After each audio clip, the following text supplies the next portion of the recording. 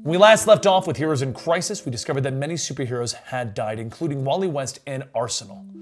We then went over and discovered that Sanctuary is where heroes go to heal, a form of therapy where they don't have to worry about their identities or issues being broadcast to the world.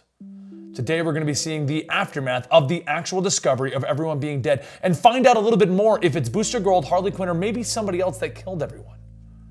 This is the Complete Story series where we take your favorite trade paperbacks and single issues and we break them down into digestible bites, and then we read them dramatically back to you as an audiobook narrative almost, with voiceovers and some music.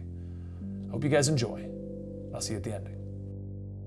The camera begins to roll as Poison Ivy begins her confession. Obviously, I shouldn't be here. You're made for heroes. Ivy isn't a hero, she's a terrorist. She fights Batman with vines and kisses. She knows that she shouldn't be here, but Harley said, "I sure did." And with her name mentioned, Harley appears springing in and interrupting the confession. Pamela starts to yell, "Harley shouldn't be here. No one else is supposed to know where here is." And Harley replies with a simple boop. Pamela gives up. Doesn't matter what she says. Harley boops her again. Meanwhile, Penguins stare downward as Harley pushes forward, leaving a trail of blood behind her. "Oh, hello." Penguin smiles down to her from over his food. Harley knows that he's in the middle of dinner, but she needs his help. "Who's coming for you?" he sneers as he wipes his hideously toothed mouth. Harley can't be sure, but she thinks everyone. Meanwhile, with our heroes, "You know," Superman states as he stares down at his reflection in Commander Steel's shiny uniform. "I don't," is the simple reply from Batman, who doesn't even bother to look up from his work on the body. And standing over them, Wonder Woman agrees with Superman. "You're Batman, you know."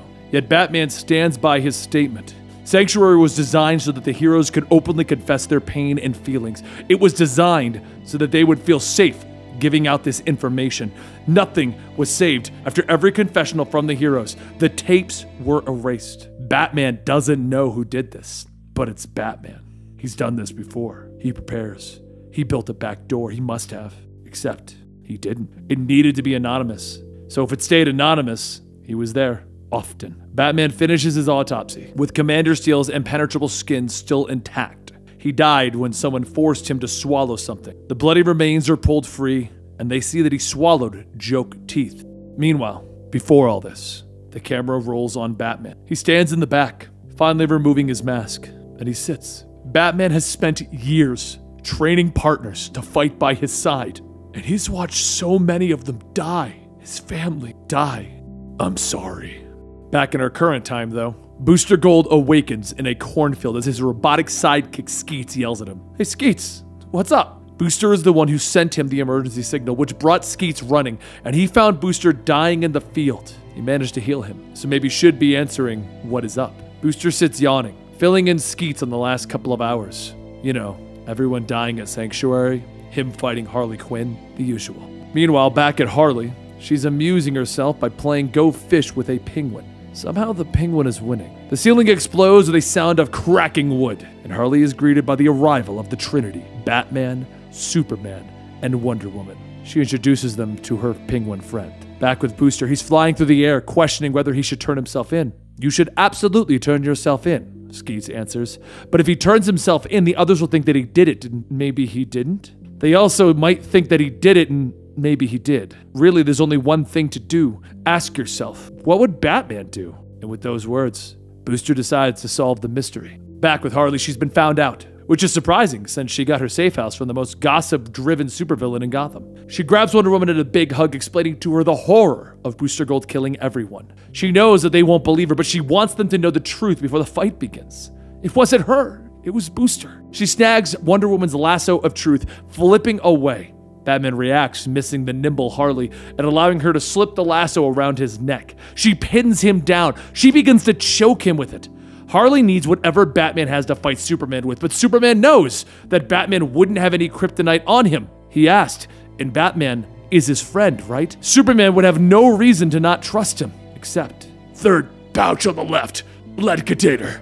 Batman struggles. Harley pulls free the kryptonite rock that Batman is carrying, staggering Superman to his knees, managing to escape after he falls. "I leave you with one thought. Booster Gold did it." Before the cameras roll, Wonder Woman has had many nightmares, thoughts, and feelings from her life. But there are others that need Sanctuary more than her. When the nightmares come, she stands strong and she bites her lip. "Thank you." Meanwhile, in the present day, Booster Gold has decided that he just needs help. He needs to figure this out, and he's going to need the help of some of the best detectives in the DC universe. Booster has gone to Flash for help. He wants to do what Batman would do. He needs to know about the bodies. If the Flash has done the autopsy yet.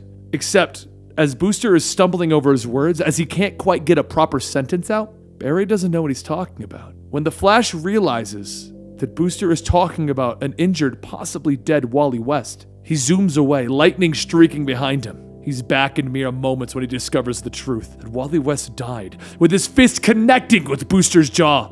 "What did you do?" he screams as Booster hits the ground. Back at the warehouse, Superman sees what Flash is doing, and he moves to stop him. On the bridge overlooking the water, Harley mourns the loss of her girlfriend Poison Ivy. She was the one who told Ivy to go to Sanctuary, that no harm would befall her, that she'd be safe. They could fix her. But over at the Daily Planet, Lois Lane is trying to finish up a story that she's been working on.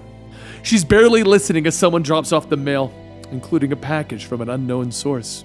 Our heroes are hiding the truth from us. Here is the truth. More truths will come. Signed, The Puddlers. But here's before, when the cameras rolled and Superman lives with two identities. One is the flawed human known as Clark Kent, and the other is a perfect hero, Superman. But which is he really?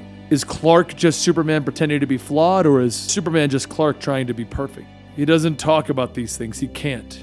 Because what if this kind of thing got out? And there you have it. Did Harley do it? Did Booster do it? What do you think in the comments down below? If you subscribe to our channel, we are intending to bring you weekly Heroes in Crisis coverage until we get to the ending. We've timed releasing our videos intentionally so that we can bring you weekly Heroes in Crisis coverage, be it tie-ins or other events going along with Heroes in Crisis until the ending. This was all intentional. I love comments that state, "Benny, you're super late to this," when I did it intentionally so that I could bring you weekly content.